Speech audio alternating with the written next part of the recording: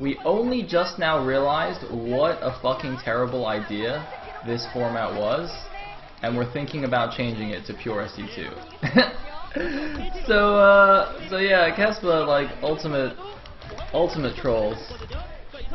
And that's alright, because for the first match, we're gonna have Ssak versus HoeJJa.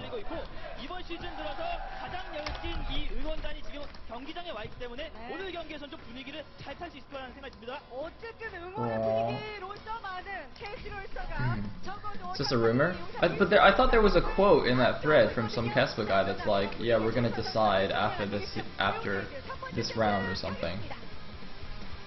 Like they didn't announce that they're going to change. They said that they're thinking about it. I thought. So that's more than just a rumor. Like if a Kespa guy says that they're considering it, then that's not a rumor anymore. Then they're actually considering it. And the thing is, the hybrid format was supposed to be rumor, right? Like when people started talking about the hybrid format, everyone was just like, no, that's gonna be terrible. There's no way they're gonna do that. I actually dismissed the idea out of hand. I mean, funnily enough, like when I heard about it, like, or when it was, you know, when people started talking about it on Team Liquid, you know, people were like, oh my God, Sayle, what do you think about the hybrid format? And I was like, yeah, that's a fucking terrible idea. That's probably not real. and well, here we are. So Ssak gonna spawn as the brown Terran in the bottom right, and what's his face? HoeJJa gonna spawn as the blue Zerg in the bottom left. We are on Neo Jade.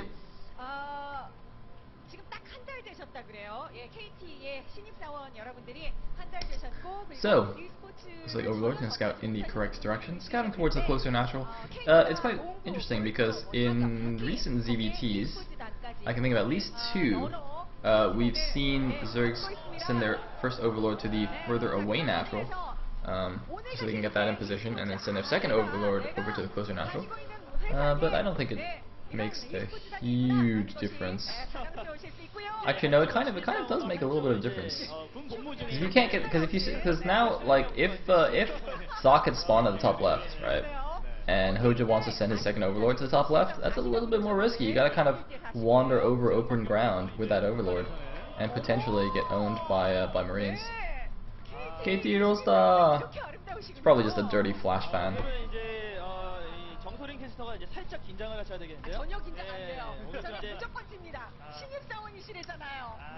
So, looks like nothing out of the ordinary.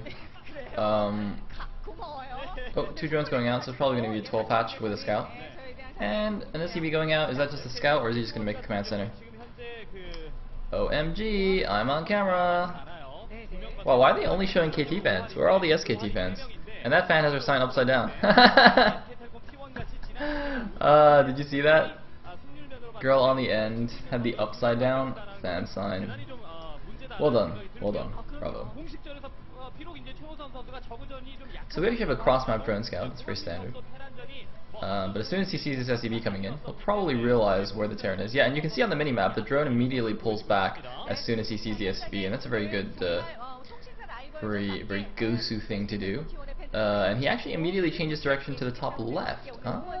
Because he's actually not sure. So he knows from the timing of the SCV that they're in close positions, but he's actually not sure whether it was from the top left or the bottom right. But now his Overlord actually does see the command center, I believe, so he's just going to send that scouting drone home. Meanwhile, the scouting SCV just seeing everything that's going on. He saw it was a 12 patch, and that's why he felt safe to plant his command center directly at the natural. And he'd be correct, that is in fact safe. And it looks like we have another random camera guy here. There was a camera crew yesterday, I believe, with some white guy like talking about Pro League or something. I don't know. Looks like they're doing filming. I don't know, maybe some documentary, or that would actually be quite sad if it's some documentary on like the last days of Brood War. It's like a documentary on the entire history of Brood War, right? And they're actually just trying to film the last Brood War Pro League games. Slash cry. Slash sigh. So we have a depot placed here at the natural. Gonna help perhaps wall that in, perhaps make a bunker, and yeah, it's still a bit of a big space. Like on some maps you can make just one depot and one bunker, and kind of wall in with the command center to like to a cliff or something. But it looks like you can't actually do that with just one bunker on this map. but it's not a big deal. He can build another building there if he really wants. And is this a 2-hatch build? Oh no, sorry, there was a 3rd hatchery planted, so it's just a standard 3-hatch build from HoeJJa. And ooh, a factory from Ssak here. So Ssak playing for some kind of tech play. Is this just going to be a fast science vessel build? I feel like this is going to be a fast science vessel build. Getting that factory after the expansion rather than before it and doing like a 1 Vulture expand. If you do like a 1 Vulture expand, I think that opens up a lot more different options. Like just going into pure mech, but adding the factory now, I'm gonna go with fast vessel.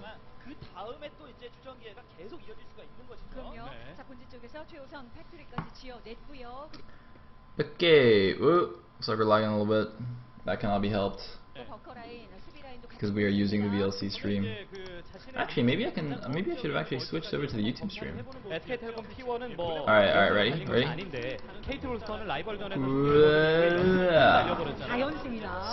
Sick micro. It's in 360p though. Oh well. Hey, KT! They're kind of shafting the SKT fans right now. Are there just like no SKT fans in the crowd? Holy pixelation, Batman. Whoa. We're not really pixelation, but like, you see that? It's like all blurry on the screen. Alright. Is that clearer now? Man, what is up with this quality? It's just like all weird. Maybe the other one's actually better. Maybe we should switch back. But we are going to see a Vulture drop with mines. Is that what's going on here? Is this like the fantasy build? Is he just like doing fantasy build? Actually, no. Wait, does fantasy build? What's the opening for fantasy build? Can you start a fantasy build with 1 Rax expand, or do you have to Vulture expand? I can't remember. But Vulture drop, and if he goes into Valkyries, that will definitely be quite amusing. Nice wall off here by the Zerg. I'm gonna keep casting the game from this YouTube stream, by the way, for now, and after the game we can decide whether we want to use the VLC or use this one. I think it might be a case of, do you want slightly higher quality but with a bit of lag versus no lag and this kind of terrible quality. Anyway, we do have the base at the top left. Did that Vulture not see that? There's a hatchery there at the top left. The Vulture kind of just poked in and just left. I think he might actually not want to reveal the Vulture. He's waiting for the hatchery to finish, and then he can just run the Vulture in and kill a bunch of drones. And that would be quite intelligent. I assume he saw it. That would be quite a fundamental mistake to have not seen it. So actually it looks like there was no drop. Was it actually just Vessels? No, it was Valkyries. Okay, so he's pretending to be Fantasy, and of course Ssak is in fact on the same team as Fantasy. So he's probably, before today's match he's probably like, hey Fantasy, what's a good TVZ build I should do? And Fantasy told him this build, which is quite cool to see. Valkyries are not the most common unit in this matchup, but yeah, it's pretty tricky. Ooh, gets only 1 Scourge hit. See, the thing about this build is, if the Zerg doesn't go for mutas, you've kind of wasted a bit of money. I mean, of course you can still, use your starport and go into science vessels, but you kind of just got this awkward fast science vessel, or usually you've got like a couple of Valkyries out already anyway by the time you realize they're going lurker, so they're not actually that useful, and then you've also obviously like wasted the armory resources and stuff. But anyway, this Vulture, as I said, waited for the hatchery to finish, now going into harass a little bit. Meanwhile, the other speed Vultures are still running around, trying to be annoying. But this Bioforce is relatively small. Since he's only got 3 barracks pumping right now, so it's really going to come down to those Valkyries to help ward off the Mutalisks, and then the Marines can kind of support them from the ground. The Valkyrie Splash will do quite a bit. Will do quite well against the Mutas, as long as he keeps them together with the Marines and just like doesn't get scourged. The Marines are kind of spreading out quite a bit here. It makes me nervous. And we actually already see a second factory on the way, so it looks like he's doing that mid-game Vulture switch, which we have been seeing. Not so much in this season's TVZ, actually. Actually, now that I think about it, we haven't seen it too much in pro games. I feel like I've seen it more in foreigner games than in pro games, actually. But basically what you do is you add on some, like, late game mech switch in TVZ is actually very standard, just to go like a mass siege tank and just overwhelm the Zerg. But in the mid game you can actually do a much earlier kind of pseudo mech switch where you go and get a bunch of vultures and lay spider mines all over the map and kind of just like take map control like that. But whoa, that is not really how you use Valkyries. Okay, no, actually that was fine. Funny little micro there where they're just trying to fly around. Alright, I got two thoughts I need to complete now. Okay, so the earlier one about the mech switch, because the Zerg is going like Lurker Ling and then hopefully Defilers in the mid to late game, none of those units are actually very good against Spider-Man. So as you can see, all he can do is just kind of like run around and actually just tank the Spider-Man hits. And so the best way for him to do that is just like to run individual Lings out to clear mines, but that's quite annoying to do. So you can really kind of keep the Zerg back with those vultures as the Terran. And also I wanted to comment on that little micro war just now between the Mutas and the Valkyries. Mutaless, or most air units actually bug out. Whoa! Hello. Oh man. Bye bye drones. Most air units actually bug out. Like if they're not facing, they have to face the direction that they shoot. So if you have like two air units, like your air unit and your opponent's air unit, if you just like fly back and forth on top of them, oftentimes they just won't shoot you at all. They just like keep bugging out and changing direction instead of actually shooting. So you can see that a lot in like Wraith versus Muta wars as well. It's pretty cool to see. Anyway, those lurkers might actually just run into those mines and die. Oh, no, they're just gonna chill there. Ah, you see, look, he's sending in a Link first to clear the mines because he knows there's mines there. Very nice move there. Doesn't just suicide the lurkers. But he's getting pushed down at his natural here by a pretty strong composition, and ooh, losing a bunch of Links there. Medic Marine with a good number of siege tanks and Valkyries overhead to support, and spider mines at good locations to help spot for him, as well as just like kill stuff. So HoeJJa could be in a bit of trouble here. I don't think he's even got Defilers yet, which would be quite useful here. And now he's just, oh no, he just managed to clear up the last of the Valkyries, but the Medic Marine now are in high enough number that the Mutas are going to be pretty ineffective. And it looks like HoeJJa's just going to go for the break here, not able to get the best position with these lurkers, and no flank actually. Never mind, I thought he'd have some Mutas and Links coming in from the back, but actually he's using these Mutas, trying to micro down these tanks, gets one of the tanks, but the lurker is taking a lot of damage from those tanks, and HoeJJa's just getting seriously pushed back here. I'm a little bit surprised. I didn't realize Ssak was that good.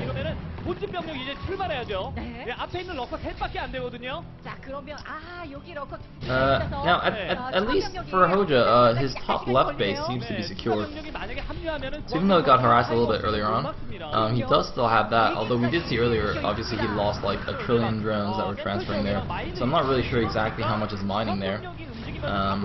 And Ssak, on the other hand, seems to be banking quite a bit of money. He's at like 1,000 minerals right now, which is not ideal, obviously. Okay, looks like there's a decent saturation at that base. And HoeJJa is holding on. He does actually have a Nidus there as well. I mean, if he can just hold off until he gets a Defiler, he can survive, he can hold on, and he's got those two lurkers there, kind of blocking reinforcements from the Terran. Oh no! Oh wait, what? Where did those vultures come from? Oh man, 3 vultures sneaking into the main. I guess they were dropped on the edge there. Wow. Gonna get a few drone kills there, and the observer showing us that there's actually already +1 attack on the mech of the Terran. So it looks like he's going into full mech switch now. He's got his 3rd base up at the 3 o'clock. And yeah, full mech transition from Ssak.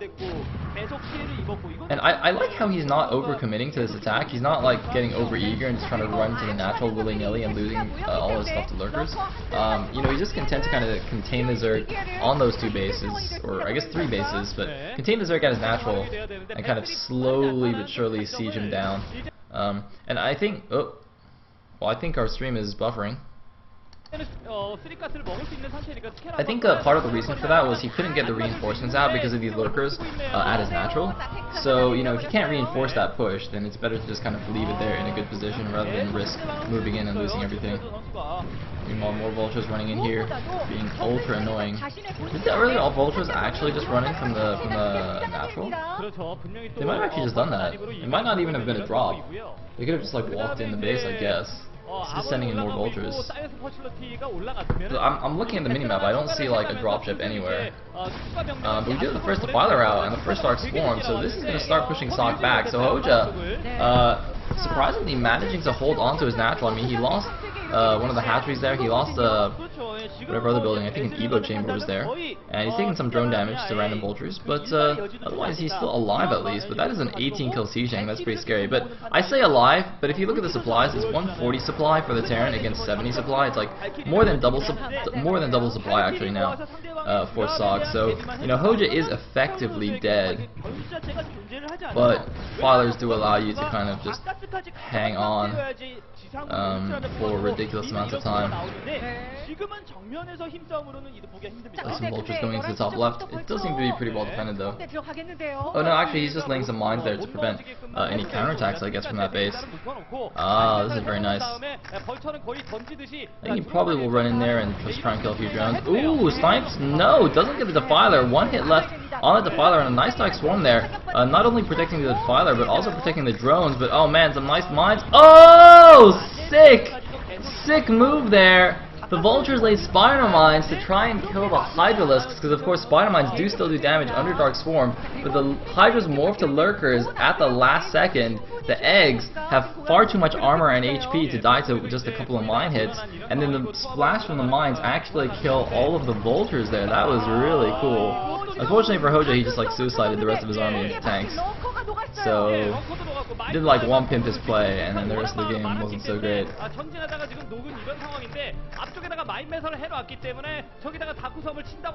So as I said, these Dark Swarms going to make it a little bit tricky for the Terran to actually kill him, but it's going to happen eventually. I promise. I promise you, HoeJJa will die at some point. Question is, how low must his supply be before he GG's out? That is always the question. So we have fourth base going up for Ssak at the top right, and now Ssak is setting up a contain also at the top left base. So just like, well, double contain here, hardcore contain on both sides. He's not gonna go kill him. He's gonna sit on the ramp with Shanks. This is so funny. This is like how I play PvZ. Just like never actually attack.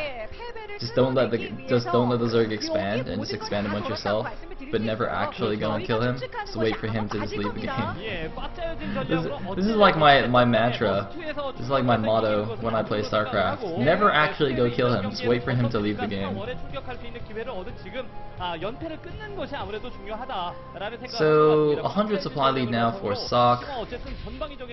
Rolling in with more tanks. He's got +2 on them now, and we're kind of just really waiting for either HoeJJa to give up or for Ssak to finish him off. It's really not much more interesting to say. I guess I could just wait for another random Pimpus play, even though it won't do anything. Will this Overlord actually have dropped?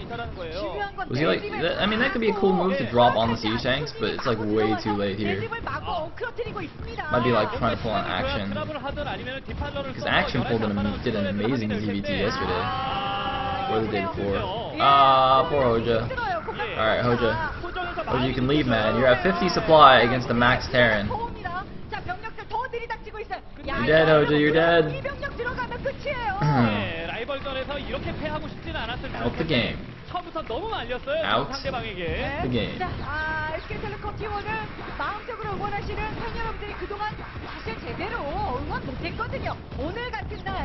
So I guess HoeJJa has the top left base, so clearly he can win the game still with 37 supply to a max Terran.